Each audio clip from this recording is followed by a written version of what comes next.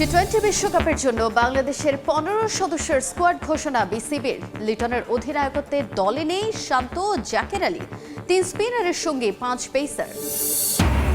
বাংলাদেশে আইপিএল সম্প্রচার বন্ধের আইন ভিত্তিক পর্যালোচনা করছে সরকার। মোস্তাফিজ ইস্যুতে দ্রুতই নেওয়া হবে সিদ্ধান্ত, জানালেন তথ্য ও সম্প্রচার উপদেষ্টা।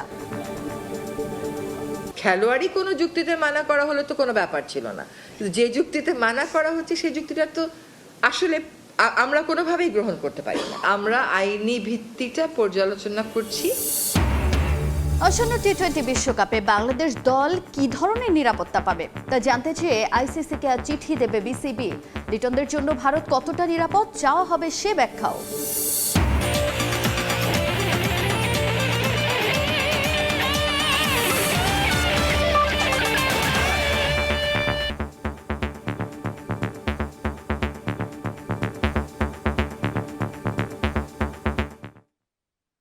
বিশ্বের নানা প্রান্তের খেলাধুলার খবর নিয়ে আমাদের নিয়মিত আয়োজন খেলার সময়, আর এই আয়োজনে আপনাদের সঙ্গে আছে আমি তাজিন খন্দকার।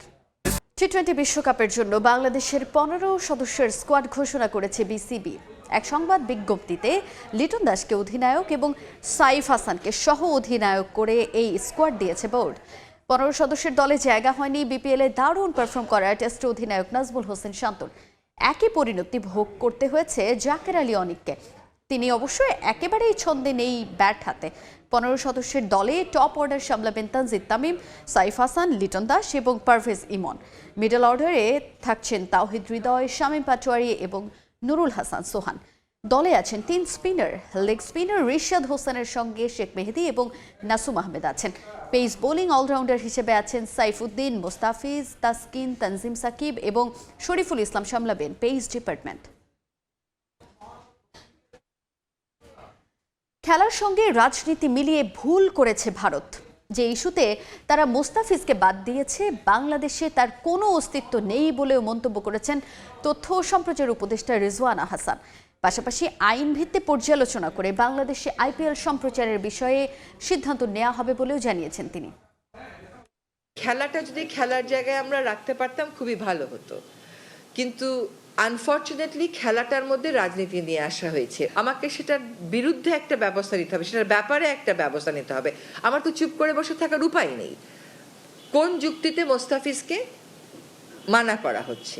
খেলোয়াড়ই কোনো যুক্তিতে মানা করা হলে তো কোনো ব্যাপার ছিল না, কিন্তু যে যুক্তিতে মানা করা হচ্ছে সেই যুক্তিটা তো আসলে আমরা কোনোভাবেই গ্রহণ করতে পারি না। ফলে সেখানে আমাদেরকে একটা প্রতিক্রিয়া দেখাতেই হচ্ছে। আমরা সেই অবস্থানের আইনগত ভিত্তি এবং প্রক্রিয়া যাচাই বাছাই করছি এবং করার পরে আমরা একটা বিফিটিং পদক্ষেপ গ্রহণ করব।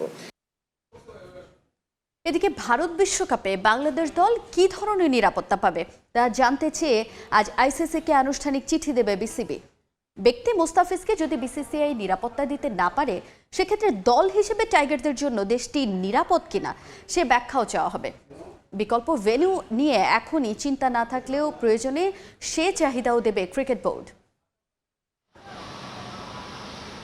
মুস্তাফিজ ইস্যুতে ভারত বাংলাদেশ দ্বন্দ্ব এখন প্রকাশ্যে। গুটি কয়েক উগ্রবাদীদের হুমকিতে আইপিএল থেকে কাটার মাস্টারের নাম বাদ দেয়ায় আলোচনায় এখন ভারতে বাংলাদেশ দলের টি-20 বিশ্বকাপ যাত্রা। এই প্রেক্ষাপটে শনিবার রাতে ভার্চুয়াল বৈঠকে বসে বিসিবি পরিচালনা পর্ষদ। পরিচালকদের সম্মতিতে আইসিসিতে চিঠি পাঠানোর সিদ্ধান্ত নিয়েছে বিসিবি, যেখানে 3 প্রশ্নের উত্তর জানতে চাইবে বুলবুলের নেতৃত্বাধীন ক্রিকেট বোর্ড। উদ্ভূত পরিস্থিতিতে ভারত বিশ্বকাপে বাংলাদেশ দল ঠিক কী ধরনের নিরাপত্তা পাবে, অন্যান্য দলের চেয়ে বাড়তি নিরাপত্তার ব্যবস্থা করা হবে কিনা, ব্যক্তি মোস্তাফিজকে নিরাপত্তা দিতে ব্যর্থ ভারত সরকার পুরো বাংলাদেশ দলের নিরাপত্তা নিশ্চিতে কতটুকু সামর্থ্য রাখে সে প্রশ্নও থাকবে চিঠিতে। বিশ্বকাপে শুধু ক্রিকেটার নয়, সংবাদ সংগ্রহে বাংলাদেশি গণমাধ্যম কর্মী, বিসিবি অফিসিয়ালস কিংবা সমর্থকদের জন্যও ভারত নিরাপদ কিনা, এই 3 প্রশ্নের উত্তর সন্তোষজনক না হলে ভারতে বিশ্বকাপ খেলার বিষয়ে নতুন করে ভাববে বিসিবি। চিঠি দেয়া হবে আইপিএল এর প্রধান নির্বাহীকেও। ঠিক কী ধরনের প্রেক্ষাপটে ফিজ ভারতে অনিরাপদ তা জানতে চাইবে বিসিবি। পাশাপাশি বাংলাদেশ ক্রিকেট বোর্ডকে জানানোর আগেই কেন ভারতীয় গণমাধ্যমে এই খবর আসলো সে ব্যাখ্যাও চাইবে। এমন আচরণ যে বাংলাদেশি ক্রিকেটারের জন্য বিব্রতকর সেটাও মনে করিয়ে দেওয়া হবে ওই চিঠিতে। দুটো চিঠির উত্তরে বিসিবি খুব দ্রুত সময়ের মধ্যে চাইবে। বিশ্বকাপের যৌথ আয়োজক হিসেবে আছে শ্রীলঙ্কাও। পাকিস্তানের মতো বাংলাদেশও হারতে পারে সে পথে। সিদ্ধান্তটা কঠিন, তবে ফিজ ইস্যুতে জল যতদূর গড়ালো তাতে ওই কঠিন পথটাই এখন একমাত্র রাস্তা বিসিবির সামনে। সাব্বির মিথুন, সময় সংবাদ। আইপিএল থেকে মোস্তাফিজের বাদ দেয়ায় ক্ষুব্ধ সাবেক বোর্ড পরিচালক খালেদ মাহমুদ সুজন। নিরাপত্তার কারণে ভারতে বিশ্বকাপ নিয়ে সরকার ও ক্রিকেট বোর্ডকে আরও শক্ত হওয়ার আহ্বান তার।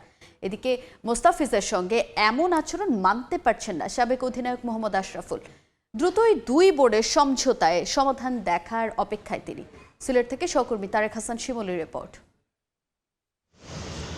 আইপিএলের মিনি অকশনে রেকর্ড 9 কোটি 20 লাখ রুপিতে কাটার মাস্টারকে দলে নিয়েছিল কলকাতা নাইট রাইডার্স। ভক্তরা যখন অপেক্ষায় মুস্তার ভারত মাতানো পারফরমেন্সের, ঠিক তখনই ভিন্ন এক ইস্যু দাঁড় করিয়ে ভারতে বাংলাদেশ হাই কমিশনে হামলা করে দেশটির উগ্রপন্থীরা। তখন থেকেই আইপিএলে মোস্তাফিজকে দল থেকে বাদ দেওয়ার দাবি ওঠে। শেষ পর্যন্ত বিসিসিআই এর চাপের মুখে ফিজকে দল থেকে বাদ দিয়েছে কেকেআর, যা মানতে পারছেন না সাবেক অধিনায়করা। ক্রিকেটের সাথে রাজনীতি একদম মেলানো উচিত না আমি মনে করি।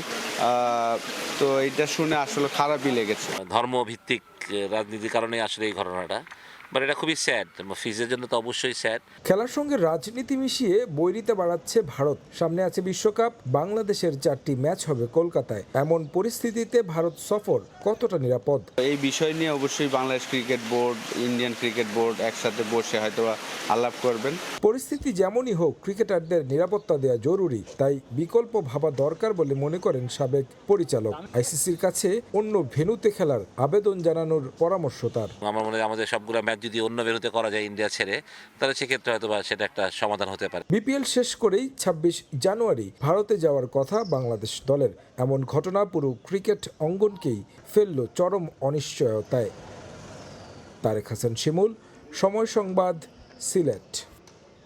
এবার বিপিএল এর খবর জানাবো। একদিনের বিরতি দিয়ে আজ আবারও মাঠে গড়ালো বিপিএল। সিলেটে দিনের প্রথম ম্যাচে স্বাগতিক টাইটান্সের বিপক্ষে লড়ছে চট্টগ্রাম চ্যালেঞ্জার্স। এই মুহূর্তে সিলেট আন্তর্জাতিক ক্রিকেট স্টেডিয়ামে আছেন সহকর্মী তারেক হাসান শিমুল। সবশেষ খবর জানতে সরাসরি যাচ্ছি তার কাছে। শিমুল, একদিনের বিরতি দিয়ে আবারও কিন্তু বিপিএল মাঠে গড়িয়েছে। স্বাগতিক সিলেট এবং চট্টগ্রাম রয়্যালসের মধ্যকার ম্যাচ দিয়ে টস জিতেছে চট্টগ্রাম।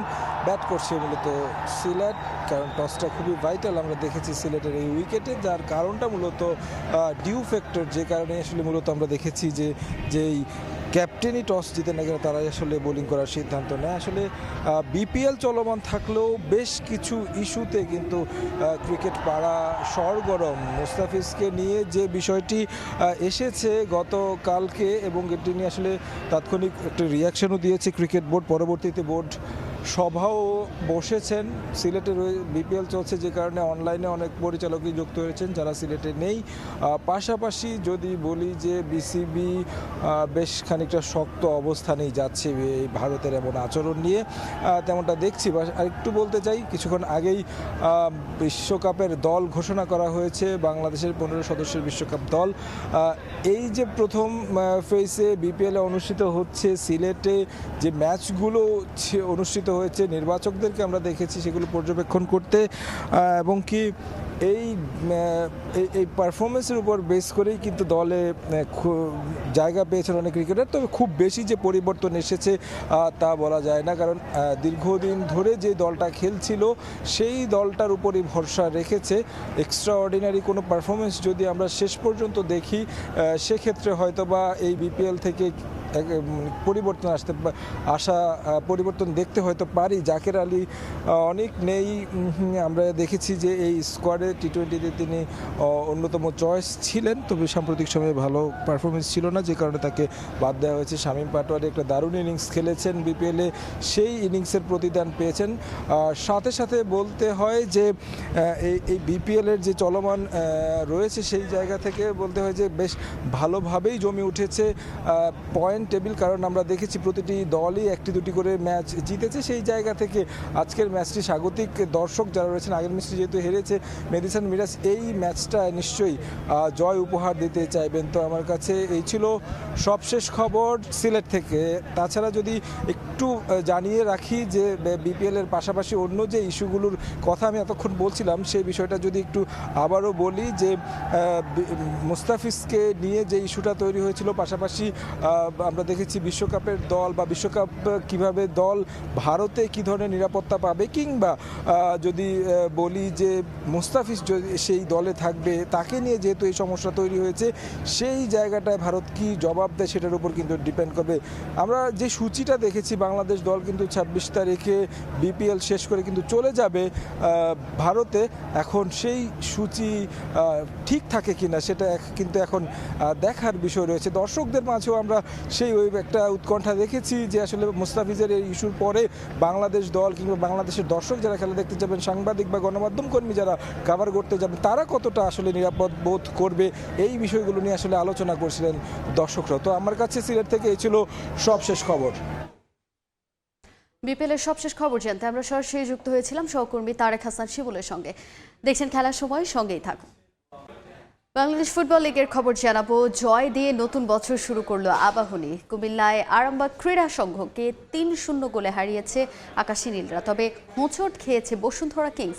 মানিকগঞ্জের শহীদ মিরাজ তপন স্টেডিয়ামে ৬ গোলের রোমাঞ্চ ছড়ানো ম্যাচে ফকিরেরপুল ইয়াং মেন্স ক্লাবের সঙ্গে ৩-৩ গোলে ড্র করেছে কিংস। ফকিরেরপুল ইয়াং মেন্সের বিপক্ষে শুরু থেকেই দাপট নিয়ে খেলতে থাকে বসুন্ধরা। ম্যাচের ২৩ মিনিটে সাদউদ্দিন দলকে এগিয়ে নেন। লিড বাড়াতে বেশিক্ষণ অপেক্ষা করতে হয়নি ৫ বারের লিগ চ্যাম্পিয়নদের। ডরিয়ালটন গোমেজ ২৫ ও ২৯ মিনিটে জোড়া গোল করে দলকে ৩-০ এগিয়ে নেন। নিশ্চিত জয়ের দিকে এগোচ্ছিল বসুন্ধরা, তবে শেষ দিকে জমে ওঠে ম্যাচ। ৭৭ মিনিটে জাহিদ হোসেন ফকিরেরপুলের হয়ে ব্যবধান কমান। এরপর ৮৪ মিনিটে ইরফান হোসেন লক্ষ্যভেদ করলে এক পেশে ম্যাচে প্রাণ ফেরে। ৯০ মিনিটে বেন ইব্রাহিম জালের দেখা পেলে পয়েন্ট নিয়ে মাঠ ছাড়ে ফকিরেরপুল। লিগের প্রথম পর্ব শেষে বসুন্ধরা কিংস ও ফর্টিজের পয়েন্ট সমান ১৮। তবে গোল ব্যবধানে এগিয়ে কিংস শীর্ষে, ফর্টিজ দ্বিতীয় স্থানে। ১৩ পয়েন্ট নিয়ে আবাহনী আছে পঞ্চম স্থানে। স্বাগত খেলার সময়। মনের মতো ডিজাইন আর stylish collection, Regal furniture, furnish your dream. শেষ মুহূর্তের গোলে কাতালান ডার্বিতে জয় পেয়েছে বার্সেলোনা। স্প্যানিয়লকে ২-০ গোলে হারিয়ে টানা নবম ম্যাচে জয়ে রিয়াল মাদ্রিদের সঙ্গে ব্যবধান আরও বাড়িয়েছে হ্যান্সি ফ্লিকের দল। বছরের প্রথম ম্যাচের শুরুতে তেমন কোনো চমক দেখাতে পারেনি বার্সা। শুরু ১০ মিনিট সমানে লড়াই চালিয়ে যায় স্বাগতিকরা। এরপর বল দখলে এগিয়ে থাকলেও তেমন ভালো কোনো সুযোগ তৈরি করতে পারেনি ফ্লিকের শিষ্যরা। বিরতিতে যাওয়ার আগে মাত্র ৩টি শট নেয় বার্সেলোনা। দ্বিতীয়ার্ধে এসে চেনা রূপে ফেরার চেষ্টা চালায় রাফিনিয়া। শেষ পর্যন্ত ৮৬ মিনিটে ম্যাচের ডেডলক ভাঙে বদলি নামা দানি ওলমো। ম্যাচের শেষ মিনিটে লেভানডস্কির লিড দ্বিগুণ করে মাঠ ছাড়ে বার্সেলোনা। আবারও স্বাগত খেলার সময়। গণমাধ্যমে ফাঁস হয়ে গেল পাকিস্তানের টি-20 বিশ্বকাপ স্কোয়াড। জানুয়ারির ১ তারিখে বিশ্বকাপের প্রাথমিক স্কোয়াড আইসিসিতে জমা দেয়া হলেও তা প্রকাশ করেনি পিসিবি। গণমাধ্যমের বরাতে বিশ্বকাপের স্কোয়াডে আছেন পাকিস্তানের তারকা ক্রিকেটাররা। বাবর আজম, শাহিন আফ্রিদি, শাদাব খান আছেন এবারের বিশ্বকাপের প্রাথমিক স্কোয়াডে। দলে আছেন মিস্ট্রি স্পিনার ওসমান তারিক ও আবরার আহমেদ। অলরাউন্ডার ফাহিম আশরাফ, মোহাম্মদ নওয়াজ, সাইম আইয়ুবদের সঙ্গে আছেন শাহিবজাদা ফারহান, ফখর জামান, নাসিম শাহ, উসমান খান, মোহাম্মদ ওয়াসিম জুনিয়র ও সালমান আলী আগা। তবে প্রাথমিক স্কোয়াডে রাখা হয়নি ফাস্ট বোলার হারিস রউফ ও মোহাম্মদ রিজওয়ানকে। আবারও স্বাগত খেলার সময়। বাংলাদেশের তরুণ ক্রিকেটারদের শেখার আগ্রহ মুগ্ধ করেছে পাকিস্তানি অলরাউন্ডার সাইম আইয়ুবকে। তাদের সঠিক পরিচর্যা করলে টাইগার ক্রিকেট এগিয়ে যাবে বহুদূর, এমনটাই মনে করেন সাইম। আসন্ন বিশ্বকাপ ভারত শ্রীলঙ্কায় বিশ্বকাপ হলেও এশিয়ার দলগুলো বিশেষ সুবিধা পাবে বলে মনে করেন না এই পাকিস্তানি। শিরোপা জিততে হলে খেলতে হবে সেরা ক্রিকেটটাই। আইসিসির সেরা অলরাউন্ডার হলেও নিজেকে ব্যাটার হিসেবেই পরিচয় দিতে স্বাচ্ছন্দ্য বোধ করেন তিনি। বিপিএল দিয়ে মুগ্ধতা ঝরেছে তার কণ্ঠে। সিলেট থেকে সহকর্মী তারেক হাসান শিমুলের রিপোর্ট। পাকিস্তানের বর্তমান প্রজন্মে নজরকাড়া ক্রিকেটারদের মাঝে সাইম আইয়ুব অন্যতম। টি-20তে আইসিসির সেরা অলরাউন্ডার। তিনি অবশ্য বেশি সমাদৃত নো লুক শটের জন্য। ব্যাটিংয়ে তার প্রতিটা শটই যেন চোখের শান্তি। তবে এই ক্রিকেটার জাতীয় দলে এখন ব্যাটিংয়ের সাথে আলো কাটছেন বোলিংয়েও। অথচ টি-20 ক্যারিয়ারের প্রথম 15 ম্যাচে বল হাতেই নেননি। এবার বিপিএলে সিলেট টাইটান্সে নাম লিখিয়েছেন পাকিস্তানি অলরাউন্ডার। বাংলাদেশের সঙ্গে সম্পর্ক বেশ আগে থেকেই তার, কাছে থেকে দেখছেন তরুণ ক্রিকেটারদের। তার মতে তরুণ ট্যালেন্টকে করতে হবে পরিচর্যা, তবেই এগিয়ে যাবে বাংলাদেশের ক্রিকেট। বাংলাদেশে অনেক তরুণ ক্রিকেটার আছে যাদের ভবিষ্যৎ দারুণ। তাদের নতুন কিছু শেখার আগ্রহ আমাকে মুগ্ধ করেছে। ক্রিকেট বোর্ডকে দায়িত্ব নিয়ে পরিচর্যা করতে হবে তাদের। এই ক্রিকেটাররা সঠিক দিক নির্দেশনা পেলে বাংলাদেশ ক্রিকেট অনেক দূর এগিয়ে যাবে। কোনো কিছু এমনিতেই পাওয়া যায় না, কঠোর পরিশ্রম করতে হয়। তাদেরও নিয়মিত অনুশীলন, ফিটনেস এবং শৃঙ্খলিত জীবনযাপন করতে হবে। সবশেষ এশিয়া কাপে বল হাতে 8 উইকেট পেলেও ব্যাটিং পারফরমেন্স ছিল একেবারেই নাজুক।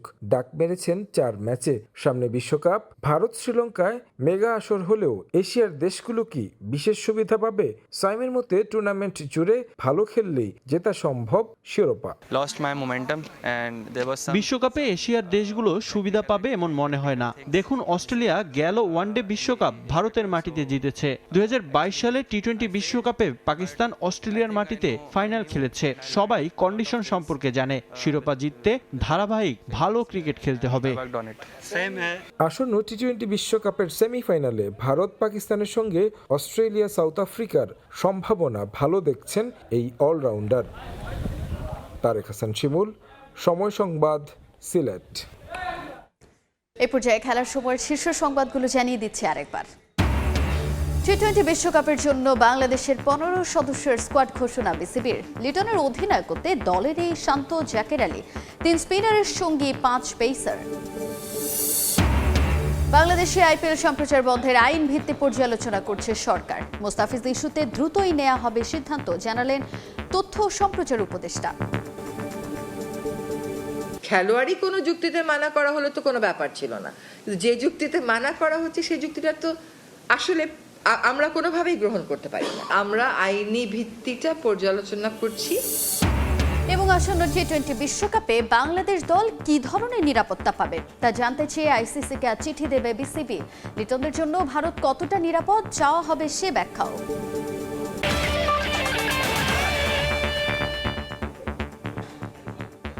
এই ছিল খেলার সময়ের এখনকার আয়োজনে। এরপর দুপুরের সময় আপনাদের সঙ্গে থাকবেন সহকর্মী ওমর ইনান। ধন্যবাদ তাজিন। দুপুরের সময় নিয়ে আসছি কিছুক্ষণ পর, সঙ্গে থাকুন সময়ে।